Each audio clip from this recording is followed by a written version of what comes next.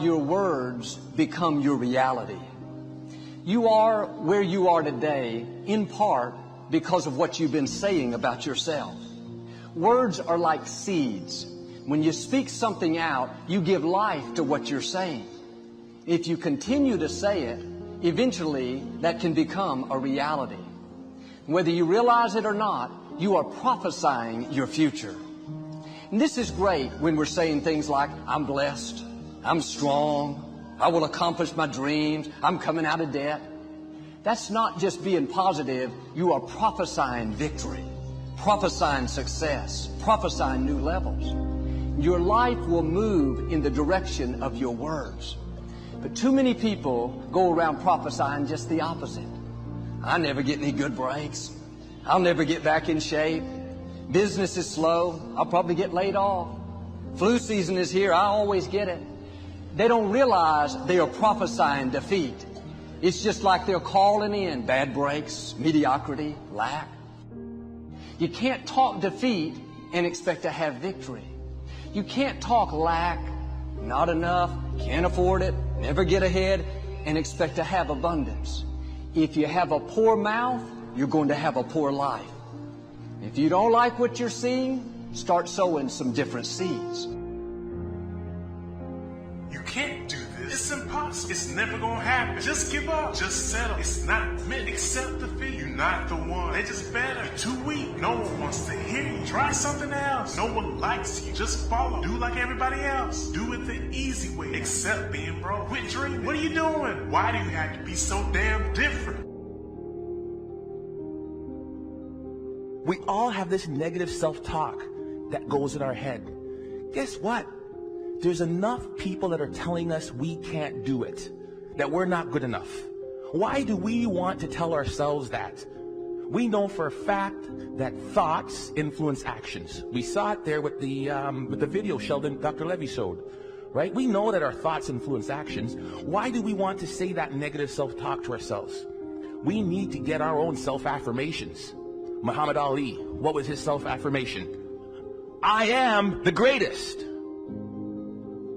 Who else is going to tell you? There need to be quiet moments in your bedroom, quiet moments when you're brushing your teeth, that we need to reaffirm, I am the captain of my ship and the master of my fate.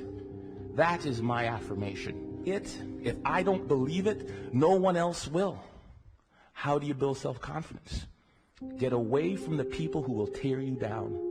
There's enough of that. Muhammad Ali, I am the greatest. There is no one better than me. It's a difference between hubris and ego and false pride. It's just reminding yourself in quiet, silent moments. I put it down on a list. It's right beside my mirror, right? About all the things that make me who I am. Because I make enough mistakes, and the newspapers will recognize it, and people around me will recognize it, and they'll tear me down. And pretty soon I'll begin to believe it. Stop the self-talk, the negative self-talk. If you'll watch, you'll see some athletes, they'll have a little bandage or a little brand around them. Lance Armstrong's a perfect one. What's his self-affirmation? Live Strong isn't a brand. It was to remind him of who he was. Live strong. Then it came a brand.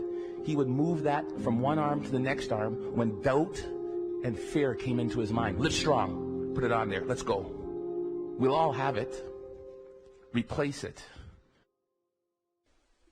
I believe passionately that we can shift the negative voices and stories that are going on in our minds into positive ones.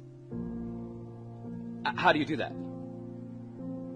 Well, there's three main questions. The first question is it the truth? Is whatever I'm sharing with someone or what you're hearing from someone else that's giving you feedback about your life true? You know 100% that it's true. First question. Second question. Is it necessary?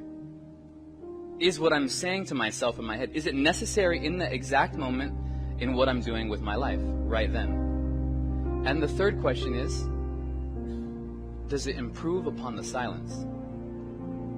Somewhere deep inside, you know what kind of person you were designed to be. If you want to produce great acorns, Think like an oak, not like an acorn. Think like the person you intend to become. Like the Christian question, what would Jesus do? Ask yourself, how would the person I'd like to be do the things I'm about to do? So let me ask a question. What kind of seed is in you? Figure out who you are. Don't apologize for who you are, and then become even greater than you naturally are at what you are. If I could give you one thing to take from this, it is no one will believe how to be someone else. What we don't do is we don't go inside. So literally turn yourself inside out. Read the book that's like we're writing a book every day of our lives. Every day we're seeing who we are as people. When I was growing up, I lied for people to accept me because I didn't accept myself. So I would make up stories so that you would accept me into your world. I would, everything I did was for someone else to like me. It wasn't until I started reading my own book about how pathetic I was as a human being.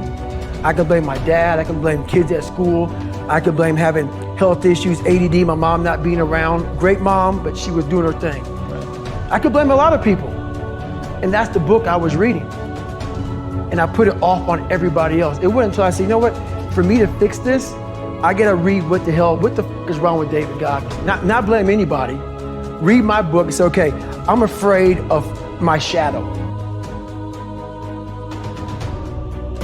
Do you really want this? Cousins gonna abandon you. People that you used to be like this with gonna think you bougie, don't wanna deal with you. It's a part of it, but I paid too much. If I was gonna quit, I would have quit in the abandoned building when I wanted to commit suicide and take my life. I should have quit when I heard my voice say, your mama don't want you, your daddy don't want you, take your life. I got through that, so why I'm gonna quit over an F on a grade? Come on. And so I'm telling y'all, you have come too far to quit now. You have invested too much to quit now. You have lost too much to quit now. Don't cry about it. Don't whine about it.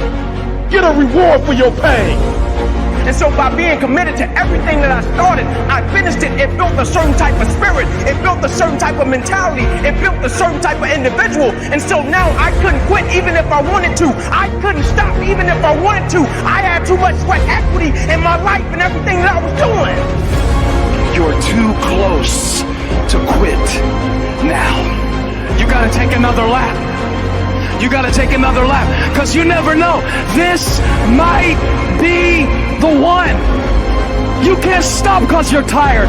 You can't stop because you got your feelings hurt. You gotta take another lap. Keep walking, keep walking, keep walking. You're gonna make it. You're gonna do it. You got an unstoppable fire. Come on, take another lap.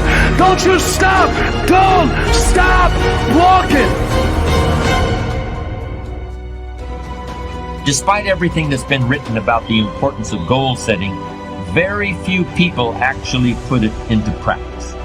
It's always amazed me the way the average guy puts more thought and effort into planning his 2-week vacation than he devotes to planning his life. What's he taking a vacation from? He hasn't really decided what he's trying to do in life, but for 2 weeks out of the year, he just decides he wants to do something else. And this is what he plans very carefully. The opposite of perseverance is procrastination. Perseverance means you never quit. Procrastination usually means you never get started. Although I consider the inability to finish something to be a form of procrastination. The basis of procrastination could be fear of failure. That's what extreme perfectionism really is once you take a hard look at it. What's the difference whether you're afraid of being less than perfect or afraid of anything else? You're still paralyzed by fear. What's the difference whether you never start or never finish? You're still stuck. You're still going nowhere. You're still overwhelmed by whatever task is before you. You're still allowing yourself to be dominated by a negative vision of the future. Discipline is training. Discipline is training. If you change your mind, your mindset, and really focus it on what discipline really is, you start to welcome discipline. You welcome self-discipline into your life. So it became, don't say anything about anything. About anything. It was so brutal because it beats you up because you know it's wrong, but you don't know how to get out.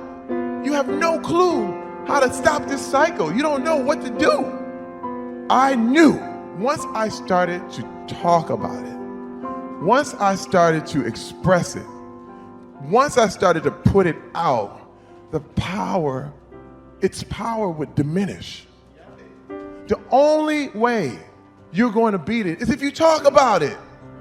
Let me tell you something. When that egg cracked, and it's like cracking an egg, you can't seal it again. It started pouring, then it cracked all the way around, then you start scrambling eggs. To realize is that success is the warmest place to hide. You have to realize that people can't quantify the fact that, this guy is such a successful producer. How could he do these damaging things? This guy's a world-class athlete. How could he be this way? This guy's a professor and he's so intelligent. How could he do this stuff? This guy is a wonderful politician. How could this happen? Success is the warmest place to hide.